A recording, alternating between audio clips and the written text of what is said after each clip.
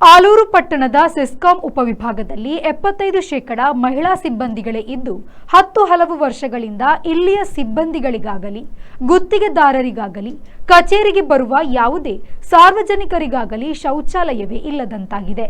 ಈ ಬಗ್ಗೆ ಸಂಬಂಧಪಟ್ಟ ಅಧಿಕಾರಿಗಳು ಈ ಬಗ್ಗೆ ಗಮನ ಹರಿಸಿ ಸಾರ್ವಜನಿಕರಿಗೆ ಅನುಕೂಲ ಮಾಡಿಕೊಡುವಂತೆ ಗುತ್ತಿಗೆದಾರರು ಹಾಗೂ ಸಾರ್ವಜನಿಕರು ಮನವಿ ಮಾಡಿಕೊಂಡಿದ್ದಾರೆ। ಇಲಾಖೆಯ ಆವರಣದ ಸುತ್ತ ಇಂಟರ್ಲಾಕ್ ವ್ಯವಸ್ಥೆ ಇದೆ।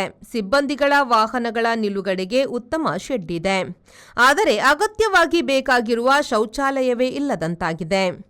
ಇಲ್ಲಿನ ಸಿವಿಲ್ ಇಂಜಿನಿಯರ್ಗಳು ಹಾಗೂ ಅಧಿಕಾರಿಗಳು ಕಳೆದ 2-3 ವರ್ಷಗಳಲ್ಲಿ ಇಂಟರ್ಲಾಕ್ ವ್ಯವಸ್ಥೆ ಹಾಗೂ ವಾಹನಗಳ ಪಾರ್ಕಿಂಗ್ಗೆ ಶೆಡ್ ನಿರ್ಮಾಣ ಮಾಡಿದ್ದು ಇಲ್ಲಿಗೆ ಶೌಚಾಲಯಗಳ ಅವಶ್ಯಕತೆ ಇದೆ ಎಂಬುದನ್ನೇ ಮರೆತಿದ್ದಾರೆ।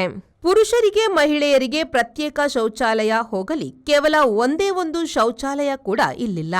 ಮೊದಲಿದ್ದ ಶೌಚಾಲಯಗಳನ್ನು ಬಳಸಲು ಯೋಗ್ಯವಾಗಿಲ್ಲ ಎಂದು ಬೇಡದ ಘನ ತ್ಯಾಜ್ಯ ವಸ್ತುಗಳನ್ನಿಟ್ಟು ಮುಚ್ಚಲಾಗಿದೆ। ಇಲ್ಲಿನ ಸಿಬ್ಬಂದಿಗಳಾಗಲಿ ಸಾರ್ವಜನಿಕರಾಗಲಿ ಶೌಚಾಲಯಕ್ಕೆ ಹೋಗಬೇಕೆಂದರೆ ಪಕ್ಕದ ಶಾಖಾಧಿಕಾರಿಗಳ ಕಚೇರಿಗೆ ಹೋಗಬೇಕಾಗುತ್ತದೆ, ಇಲ್ಲವೇ ಇಲ್ಲಿಂದ 500 ಮೀಟರ್ ದೂರವಿರುವ ಕೆಎಸ್ಆರ್ಟಿಸಿ ಬಸ್ ನಿಲ್ದಾಣಕ್ಕೆ ಹೋಗಬೇಕಾಗುತ್ತದೆ। ಇದೀಗ ಮಳೆಗಾಲ ಆರಂಭವಾಗಿರುವುದರಿಂದ ಸಿಬ್ಬಂದಿಗಳ ಹಾಗೂ ಸಾರ್ವಜನಿಕರ ಪಾಡು ಯಾರಿಗೂ ಹೇಳತೀರದಾಗಿದೆ। ಇವರ ಕಾಮಗಾರಿಯನ್ನು ನೋಡಿದರೆ ಗುತ್ತಿಗೆದಾರರಿಗೂ ಅಧಿಕಾರಿಗಳಿಗೂ ಕಾಮಗಾರಿಯಿಂದ ಅಧಿಕ ಲಾಭವಿರುವ ಕೆಲಸಗಳಿಗೆ ಹಣ ಮಂಜೂರು ಮಾಡಿ ಮೂಲಭೂತವಾಗಿ ಅಗತ್ಯವಿರುವ ಕೆಲಸಗಳನ್ನೇ ಮರೆತು ಬಿಟ್ಟಿರುವಂತಿದೆ। ಸೆಸ್ಕಾಂ ಇಲಾಖೆಗೆ ಪ್ರತಿನಿತ್ಯ ನೂರಾರು ಜನಗಳು ಬೆಳಗ್ಗೆಯಿಂದ ಸಂಜೆಯವರೆಗೂ ಬಿಲ್ ಪಾವತಿಗೆ ಅಥವಾ ವಿದ್ಯುತ್ ಸಮಸ್ಯೆಗಳ ದೂರುಗಳನ್ನು ನೀಡಲು ಹಾಗೂ ಯಾವುದೇ ಮಾಹಿತಿ ಪಡೆಯಲು ವಯಸ್ಕರು, ಶಾಲಾ ಕಾಲೇಜು ಮಕ್ಕಳು, ಕೂಲಿ ಕಾರ್ಮಿಕರು, ರೈತರು ಪ್ರತಿನಿತ್ಯ ಬರುತ್ತಲೇ ಇರುತ್ತಾರೆ।